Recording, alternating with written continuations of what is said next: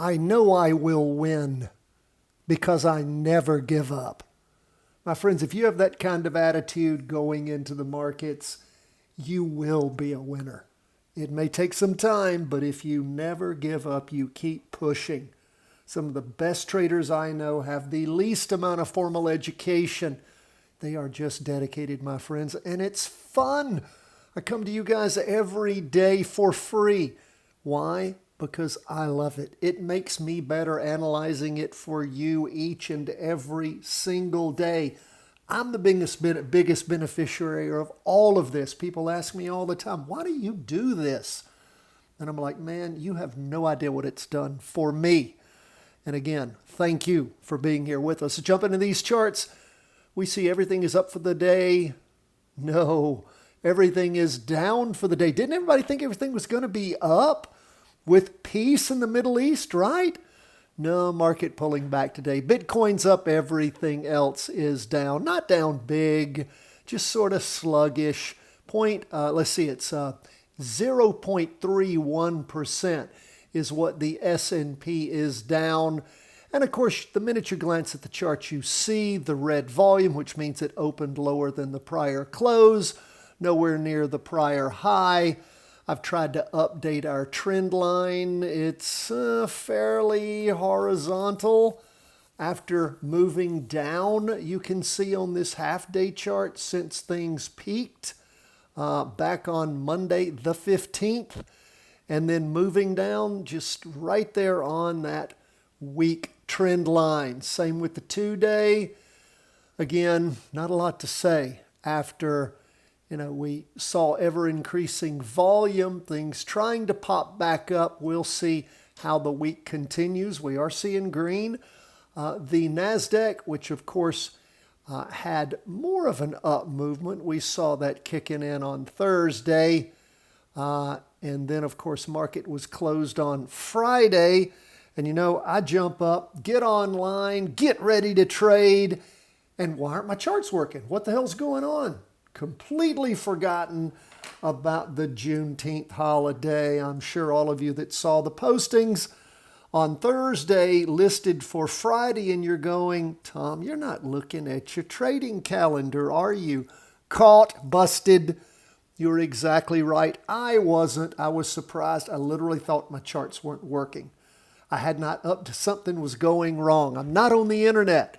I was just a dummy, but that's okay. Anyway, so what do we see now? Well, after things popped up on Thursday, pulling back some, again, didn't open lower than the prior close on that weekly chart. It is in the green on the NASDAQ and moving up a little better, but again, still a pullback that occurred in the afternoon after some volatility in the morning. So we'll continue to watch. Still in the green there. NASDAQ, we go from the NASDAQ to 20-year U.S. government bonds. They open lower than the prior close. Of course, we have seen some stuttering along the way here, but bonds have just continued to move on up. They're our biggest downer for the day, 0.76%. We'll see how they continue to go. See, they were down in the morning, a little further down. It looks like on these Heikin-Ashi candlesticks in the afternoon. Everything's above that weekly trend line, but again, pulling back some. We'll see how the week continues to go. What about gold? Well, gold down 0.65%, continuing its move down. Of course, gold did pop up strong on Monday, the 5th of June, and then just sort of slid sideways and started dropping on Wednesday, down Thursday, and down Monday. Gold still moving down. We do have a potential spot for a landing somewhere around the prior low going back to October of last year. And again, we are short gold and have been. What do we see going on with Bitcoin? Well, Bitcoin popping up for the day, and what I keep telling you, second time coming off of it, my friends.